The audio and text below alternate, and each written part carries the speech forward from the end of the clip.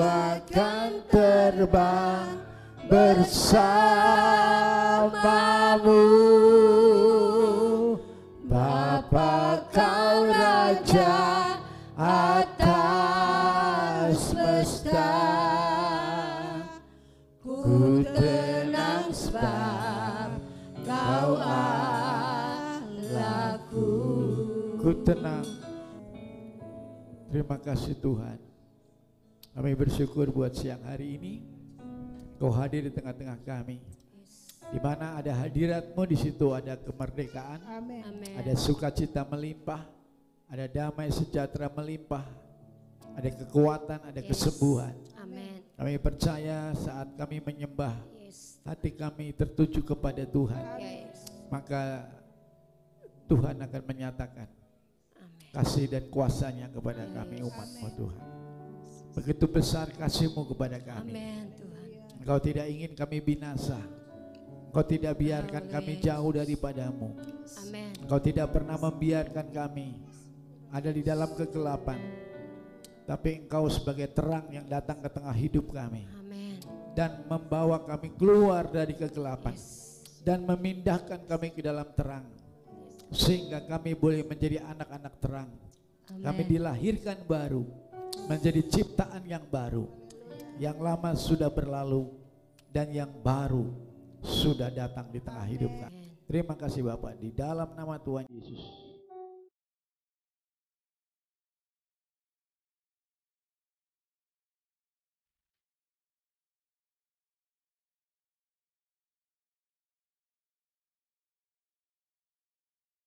Menjelang kedatangan Tuhan akan terjadi dua peristiwa yang sangat paradoks. Peristiwa yang pertama, kita melihat bahwa gelora, gejolak di langit, di bumi, dan di awan terjadi dengan luar biasa. Bencana-bencana alam yang begitu terus-menerus terjadi. Sejak tahun 2000 saudara melihat bagaimana tsunami meluluh lantahkan seluruh Aceh, seluruh Asia, sampai 1 juta orang meninggal dunia. Pada waktu itu kita masih segar dalam ingatan kita bagaimana orang mau menyelamatkan diri tidak bisa. Saudara bayangin kalau air yang datang itu tingginya 30 meter dan mereka cemas, ketakutan, bingung dan digulung dengan air dan mati langsung di situ. Jumlahnya 1 juta orang. Tergulung dengan gelombang tsunami. Begitu juga pada waktu bumi terbelah seperti yang terjadi di Sulawesi. Ratusan orang, ribuan orang tertelan bumi karena gempa. Saudara bayangin segala yang terjadi itu terjadi di abad ini, bukan dalam abad ini, bahkan di dalam dekade ini, di zaman ini. Covid yang masih kita alami saat ini di Amerika Serikat sudah mengakibatkan 500 juta orang mati. Sampai presidennya membuat 1 hari untuk berkabung. Seperti hari nasional, seperti hari pahlawan. Mereka katakan mari kita buat 1 hari sebagai hari perkabungan nasional karena negara kita dilanda dengan Covid sampai 500.000 orang meninggal dunia. Di Eropa demikian, ya sampai terjadi di Italia rumah sakit penuh, di jalan-jalan orang sakit. Kemudian kita melihat negara bangkrut, di Yunani bangkrut, tidak punya uang sama sekali. Dan itu terjadi di seluruh Indonesia pun demikian, saudara. Penyakit di mana-mana, tetapi puji Tuhan. Tuhan intervensi, Tuhan campur tangan dan menjaga dan melindungi negara kita sehingga tidak terjadi dampak yang begitu negatif seperti bangsa-bangsa lain. Jokowi bergerak dengan cepat, saudara, melakukan segala macam upaya, bahkan termasuk Indonesia negara yang memberi vaksin tercepat di dunia, saudara. Ya. Sampai hari ini sudah 5 juta vaksin. Ya, saya pun termasuk yang beruntung. Ya, dapat duluan, saudara, ya. Sudah 2 kali saya divaksin, sudah selesai, ya. Tetapi saudara, pada saat yang sama ketika segala gelora, segala gelombang, matahari, bulan, dan semuanya seperti mengalami kekacauan, seperti panas bumi, seperti hujan yang menyebabkan banjir di mana-mana. Saudara melihat sepertinya iklim kacau balau, sakit penyakit merajalela. Tetapi di tengah gejolak seperti itu, saudara tahu, itu karena ada sesuatu yang penuh dengan kemuliaan akan datang. Ya, karena Yesus akan datang dan akan membawa keselamatan kepada banyak orang, maka iblis sebagai penguasa di udara, dia akan mengacaukan dan menggoncangkan seluruh apa yang ada di dalam muka bumi ini. Maka dikatakan di ayat yang ke-25 di sana, tanda-tanda matahari akan gelap, tanda-tanda bintang yang berjatuhan, tanda-tanda bulan akan menjadi merah, dan kemudian kita lihat deru dan gelombang laut yang begitu menakutkan, membuat bangsa-bangsa menjadi takut dan bingung. Ayat yang ke-26 dikatakan banyak orang mati ketakutan karena cemas, berhubung dengan apa? Dengan segala yang menimpa bumi ini. Kuasa-kuasa langit akan goncang. Saudara, apa yang terjadi goncangan di dalam dunia yang kita lihat dengan mata itu adalah goncangan yang disebabkan oleh apa yang terjadi di dalam alam roh. Iblis tahu bahwa waktunya tidak lama lagi. Dia akan kehabisan waktu. Dia harus cepat-cepat membunuh dan membinasakan manusia. Tetapi kita tahu bahwa Tuhan Allah yang penuh anugerah dan kasih. Kalau sampai hari ini dia belum datang, bukan karena Tuhan mau melambat-lambatkan datangnya kepada umatnya, tetapi dia ingin supaya ada lebih banyak lagi orang yang akan diselamatkan. Tuhan ingin ada lebih banyak lagi orang yang akan menjadi percaya. Tetapi sayangnya saudara, orang Kristen yang ada, tidak ada yang memenangkan jiwa. Ya, statistik mengatakan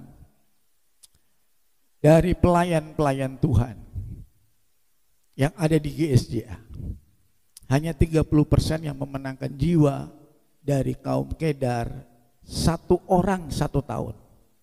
Itu pelayan Injil dari GSJA yang ada di Indonesia. Hanya 30% yang menangkan jiwa. 70% tidak ada yang menangkan jiwa. Kalau sampai ditanya jemaat, ya siapa jemaat yang memenangkan 1 orang jiwa dari Muslim, dari bangsa Kedar yang 200 juta belum diselamatkan? Kalau di dunia ini lebih daripada 4 miliar lebih yang belum diselamatkan. Kita tidak bicara di seluruh dunia, kita bicara di Indonesia 200 juta, di Jawa Barat 40 juta. Harusnya setiap orang Kristen bisa memberitakan Injil dan membawa keselamatan kepada orang lain. Tetapi yang ada justru hari ini jumlah orang Kristen yang begitu banyak, tidak ada yang memenangkan jiwa. Karena apa? Mereka tidak bisa diselamatkan kalau tidak ada yang memberitakan Injil. Bagaimana kita dapat melihat orang diselamatkan kalau kita tidak memberitakan Injil? Dibuatlah statistik. Siapa yang dalam 1 bulan menginjil 30 kali? Nggak ada. Siapa yang 1 bulan menginjil 7 kali? Nggak ada. Siapa yang dalam 1 bulan menginjil 5 kali? Artinya seminggu sekali menginjil. Hanya 5%. Ini belum memenangkan jiwa, baru menginjilnya doang. Ya, jadi saudara, sangat disayangkan kalau sampai gereja Tuhan sangat-sangat santai, sementara iblis sudah tidak punya waktu. Kebakaran jenggot, dia bunuh orang sebanyak mungkin kalau bisa. Ya, dia binasakan semua orang sebelum Yesus datang kalau bisa. Tetapi kita tahu ada Roh Kudus yang selalu menjaga. Roh Kudus membuat bangsa-bangsa ini sekarang masih terjaga dan terlindungi, walaupun kuasa-kuasa langit bergoncang, walaupun kuasa-kuasa iblis sedang merajalela di mana-mana, tetapi ada kuasa Tuhan yang tidak terlihat juga, yang tersembunyi juga, dan kuasa itu menjaga dan melindungi saudara sampai hari ini. Kalau tidak ada kuasa Roh Kudus yang menjaga dan melindungi, kita akan melihat kekacauan lebih jauh, lebih buruk lagi daripada yang sekarang kita alami. Di satu pihak, kecemasan, ketakutan luar biasa terjadi, tapi di lain pihak, kita lihat di ayat yang ke-27 dan 28. Pada waktu itu, orang akan melihat Anak Manusia datang dalam awan dengan segala kekuasaan dan kemuliaan.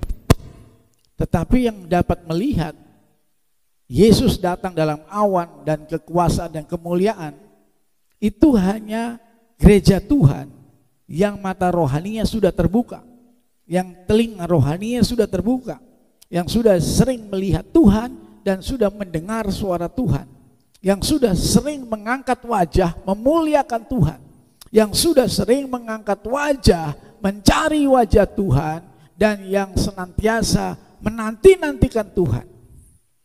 Tetapi mereka yang belum pernah atau tidak suka untuk menanti-nantikan Tuhan, mereka tidak akan bisa melihat kedatangan Tuhan yang kedua. Artinya tidak akan ikut terangkat. Sebab apa, saudara? Sebab pada waktu kedatangan Tuhan, sangkakala akan berbunyi dalam waktu sekejap. Orang-orang yang percaya, yang menanti-nantikan Dia akan terangkat. Dan pada waktu yang sama, dalam waktu sekejap, akan ada banyak orang yang mengalami kekacauan yang luar biasa di muka bumi ini. Saudara, menjelang kedatangan Tuhan ini ada sesuatu yang sangat menarik yang kita harus lihat hari ini. 3 hal yang harus kita siapkan menjelang kedatangan Tuhan, supaya kita tidak menjadi korban, tetapi kita menjadi pemenang. Ya, supaya kita jangan menjadi orang yang ditinggalkan, tetapi kita menjadi orang yang ikut terangkat. Ya, mari kita lihat di ayat 28. Baca sama-sama, saudara. Apabila semuanya itu mulai terjadi, bangkitlah dan angkatlah mukamu, sebab penyelamatan sudah dekat. Yang pertama dikatakan bangkitlah. Jadi di tengah situasi seperti ini justru gereja Tuhan tidak boleh tidur, tidak boleh gereja Tuhan itu lemah, gereja Tuhan tidak boleh takut, tapi gereja Tuhan harus bangkit. Amin. Saudara tidak boleh malah berkata aku tidak berdaya. Justru Tuhan katakan yang tidak berdaya harus berkata aku kuat. Amin. Saudara, iblis itu menggeser kerajaan sorga dengan paksa. Iblis itu membunuh manusia dengan paksa. Iblis itu membuat manusia berdosa dengan paksa. Dia mengikat dan membelenggu manusia dengan paksa. Sementara kita, anak-anak Tuhan, berkata, aku tidak berdaya. Bagaimana kita bisa menghadapi kuasa iblis yang datang dengan paksa, dengan kekerasan, sedangkan kita tidak pernah memiliki kuasa untuk menghadapi kuasa kegelapan itu. Mari kita buka di dalam Matius pasal 11 ayat 12. Matius 11 ayat 12. Kita lihat sama-sama. Sejak tampilnya Yohanes Pembaptis hingga sekarang, kerajaan sorga itu diserong oleh banyak orang, dan orang-orang yang menyerongnya itu mencoba menguasainya. Kalau dalam bahasa Inggrisnya dikatakan mereka itu menyerong itu dengan by force. Force itu dengan paksa. Bisa ada nggak bahasa Inggrisnya? Coba ada bahasa Inggrisnya nggak? Kalau bahasa Indonesianya mencoba menyerongnya dengan cara mencoba menguasainya. Ya, ini saudara, saya mau terjemahkan bahasa Inggrisnya. Ini lebih mirip daripada bahasa Indonesia, ya. The kingdom of heaven suffered violence. Artinya kerajaan sorga ini mengalami tekanan, kekuatan, kekerasan. And the violent take it by force. Dan kekerasan itu dilakukan dengan paksa. Yang dilakukan sama iblis. Sebanyak mungkin kalau bisa jangan ada orang masuk sorga, sebanyak mungkin jangan orang mengenal Yesus, sedapat mungkin orang jangan sampai berbalik kepada Bapa di sorga, sebanyak mungkin kalau bisa orang ini binasa tanpa keselamatan. Yang itu dilakukan oleh iblis. Sekarang kalau gereja Tuhannya tidur, kalau gerejanya Tuhan itu tidak bisa berperang menghadapi kuasa-kuasa kegelapan, maka kita akan melihat korban berjatuhan lebih banyak lagi. Kita akan melihat lebih banyak orang masuk neraka daripada masuk ke surga. Padahal Yesus katakan begitu besar kasih Allah kepada dunia sehingga dia berikan anaknya yang tunggal supaya oleh kematian Yesus tidak ada seorang pun yang binasa. Barang siapa percaya dia akan beroleh hidup yang kekal. Ya, bagaimana orang bisa percaya kalau tidak ada yang memberitakan Injil? Oleh sebab itu, maka kita kalau mau menegakkan kerajaan sorga supaya jangan diserongkan oleh orang-orang yang ada di dalam kegelapan, jangan sampai kerajaan sorga itu diserongkan oleh iblis, maka saudara juga harus melawannya dengan kekuatan Roh Kudus yang tidak terlihat, kekuatan dari tempat yang maha tinggi, dan saudara harus melakukannya juga dengan paksa. Amin. Anjing saya itu di rumah kalau udah dikasih makanan, dan kalau makanannya nggak begitu enak, ya dia nggak begitu mau makan. Kadang-kadang makan pun kalau ditarik ya dia udah nggak kepingin lagi gitu. Tapi kalau makanannya yang enak, sebelum datang dia udah nyerang duluan ya. Kalau udah dimakan, makanannya saya tarik-tarik gitu, nggak mau dilepasin ya. Dipaksa sedapat mungkin harus saya makan, nggak boleh diambil lagi ya. Kalau perlu dia wow, karena dagingnya enak nih, wah gitu ya. Kenapa bunyi begitu ya? Nggak bergerak.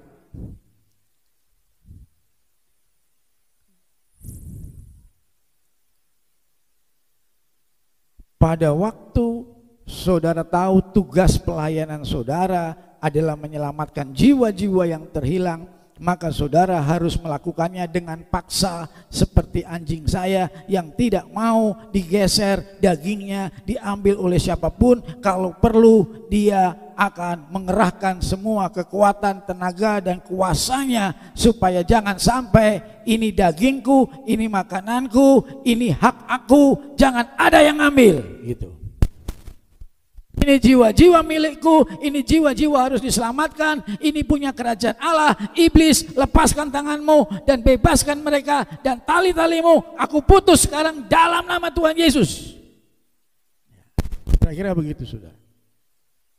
Jangan kita menjadi orang Kristen yang loyo, lepe-lepe, nggak bisa berdoa, nggak bisa berperang, dan tidak pernah mau merebut jiwa-jiwa. Jangankan take it by force, orang yang terhilang pun kita cuek saja. Kita nggak pernah doain orang yang. Kita nggak bisa membiarkan orang-orang yang ditelan dengan sakit penyakit COVID mati begitu saja tanpa saudara berperang merebut mereka dulu. Ya. Seperti dokter-dokter yang berjuang mempertahankan nyawa orang-orang yang sakit COVID itu, kita harus juga berjuang melawan kuasa-kuasa kegelapan yang mencoba membinasakan orang-orang itu supaya mereka tidak percaya kepada Tuhan Yesus. Apa yang mereka hari ini alami dalam hidup mereka itu tidak merupakan pilihan mereka. Itu dilakukan oleh iblis untuk membutakan mata mereka semuanya. Dan iblis melakukannya dengan paksa. Nah, kalau kita tahu ada orang-orang yang ditahan, orang-orang yang ditawan oleh iblis, maka kita harus datang dengan segala kekuatan kuasa dari Allah yang maha tinggi dan melakukannya dengan paksa, memerintahkan iblis untuk menghentikan pekerjaannya menipu dan menyesatkan mata orang dan membebaskan mereka supaya mereka semua terbuka matanya dan dapat melihat kebenaran Injil kasih karunia itu. Yesus berdoa dari malam sampai pagi.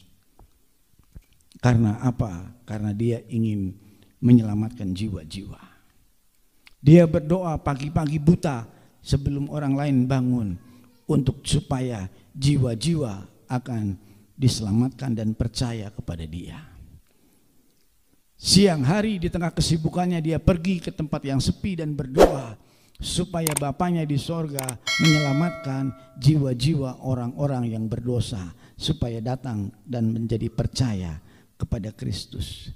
Di tengah dia disalib dengan paku di tangan, dengan paku di kaki, dengan mahkota yang membuat kepalanya terluka, dengan tombak di dalam lambungnya. Dia berdoa, Bapa, jangan hukum orang-orang ini, ampuni Bapa, supaya mereka boleh diselamatkan, supaya jiwa-jiwa yang hidup dalam kegelapan ini boleh menjadi percaya.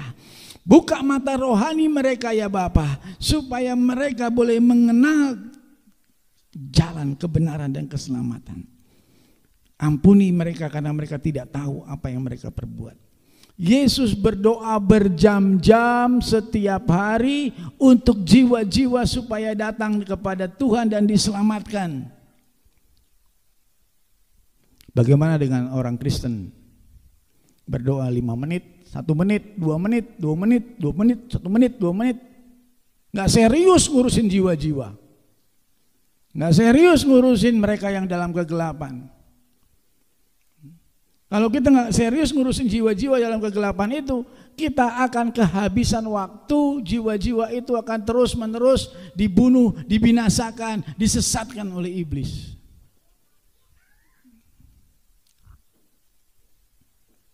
Karena saudara dan saya diselamatkan, disucikan, dikuduskan, dibenarkan, dosa saudara tidak diperhitungkan Tuhan, dosa saudara tidak diingat-ingat Tuhan, dengan tujuan supaya saudara melakukan tugas pelayanan saudara, yaitu pergi dan jadikan segala bangsa muridnya Tuhan. Untuk itu saudara diselamatkan. Untuk itu saudara dibenarkan, disucikan, dikuduskan Tuhan. Untuk itu saudara dikasih mahkota hidup yang kekal. Bukan karena perbuatan baik, bukan karena amal ibadah, bukan karena apa yang sudah kau lakukan, kau terima itu semua. Bukan, itu semuanya karena pengorbanan darah Yesus. Oleh darahnya kamu dibenarkan, disucikan, dan dikuduskan, dan menerima mahkota kebenaran, mahkota kehidupan. Itu semua karena pemberian Tuhan, kasih karunia. Dengan tujuan saudara melakukan tugas bagian saudara sekarang. Jangan kita sudah menerima kerajaan Allah, tetapi bagian kita, tugas kita nggak ada, cuma cari nasi doang, cari makan doang, gitu ya. Nggak serius dengan keselamatan jiwa-jiwa yang ada di sekitar kita. Ini yang saya katakan waktunya untuk gereja Tuhan bangkit, saudara. Bangkit untuk mulai berdoa setiap hari untuk jiwa-jiwa yang belum diselamatkan. Bangkit untuk saudara mulai melengkapi diri saudara supaya boleh menjadi berkat buat orang-orang yang belum diselamatkan. Saudara, kalau saudara menginjil tetapi saudara disertai dengan kuasa, kesembuhan dan mujizat, maka ada banyak orang yang akan datang kepada Tuhan. Amin. Kalau saudara menginjil disertai dengan kekayaan, saudara memberikan dermawan kepada orang-orang yang kesusahan, pasti orang-orang itu mau akan mendengarkan saudara. Amin. Kalau kita mau memberitakan Injil kepada orang-orang tetapi kita tidak punya apa-apa, ya mereka tidak akan dengarkan saudara. Karena mereka katakan, apa yang bisa saya terima dari kamu, apa yang bisa saya dapatkan dari kamu, ya. Saudara hanya bisa memberikan apa yang saudara punya. Saudara katakan emas dan perak mungkin gak banyak, tetapi yang ada padaku yaitu Roh Allah yang memberikan damai sejahtera dan sukacita dan hidup yang kekal. Ini yang ada padaku akan kuberikan kepada kamu. Sekarang apapun masalahnya, bangkit dan jadilah sembuh. Haleluya.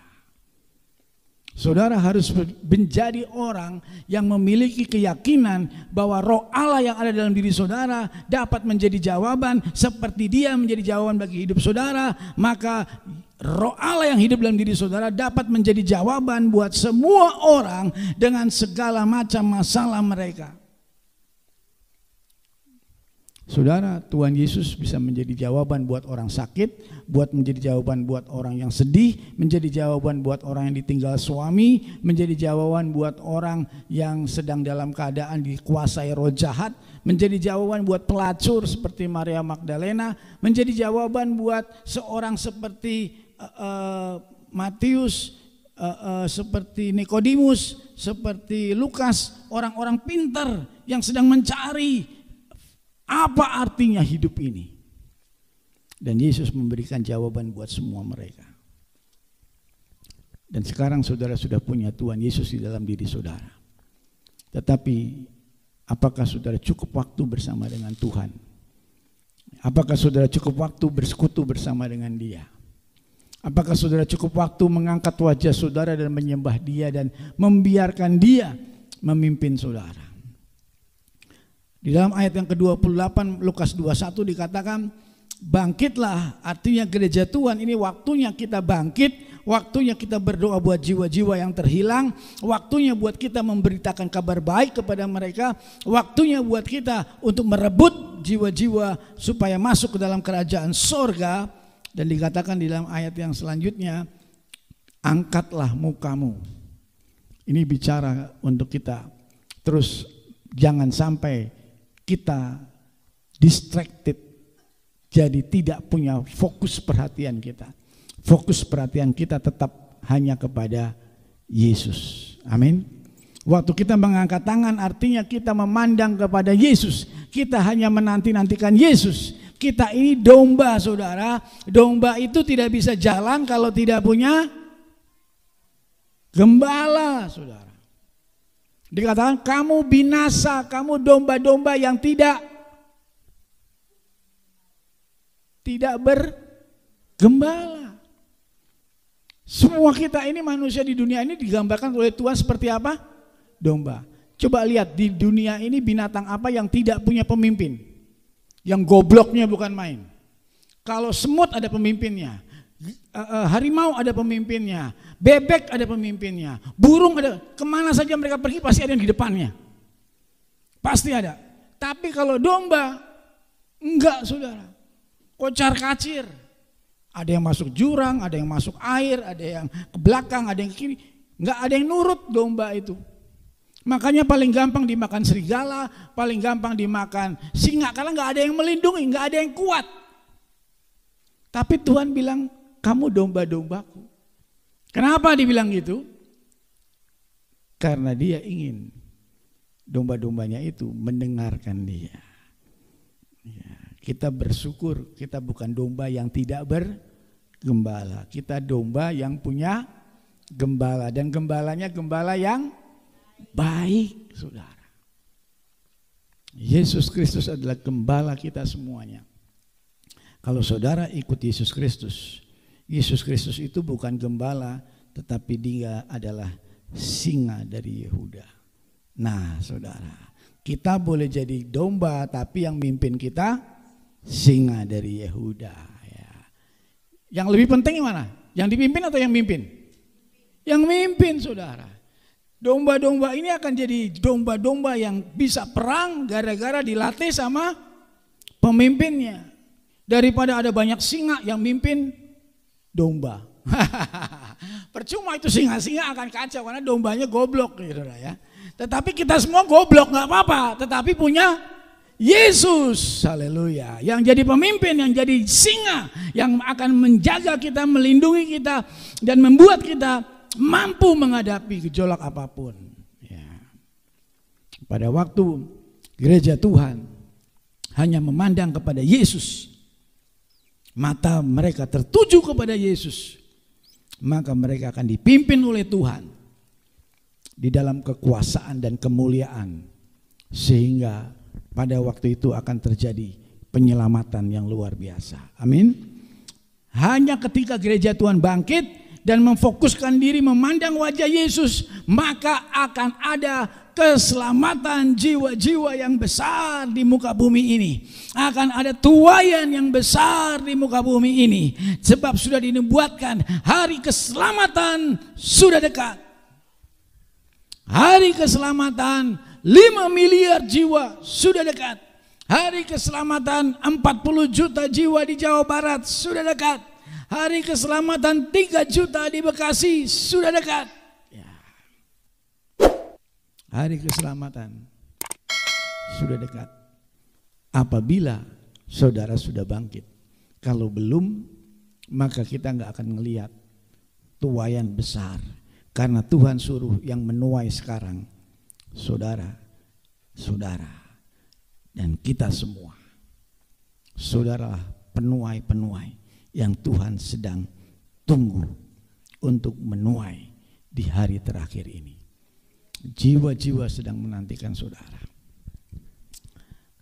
Sore nanti ya ada pemulung di Jakarta yang sudah terima Yesus dibaptis, dan dia bilang, Pak Thomas kalau bisa mampir dong, sebab istri saya dan anak saya sekarang sudah saya injili dan sudah siap terima Yesus dan siap dibaptis. Haleluya. Ya.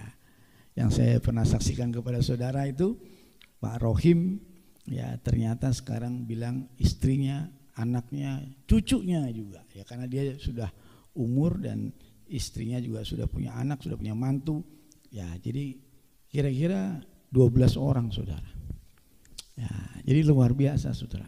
Keselamatan, padahal itu hanya karena saya ngelihat dia sedang mulung di Jakarta, hanya kasih waktu sebentar ngobrol, kemudian besoknya ngobrol lagi, datang lagi, dan kemudian terima Yesus. Dan sekarang dia yang menginjil, sudah menyelamatkan 12 jiwa dan siap untuk semuanya dibaptis. Haleluya.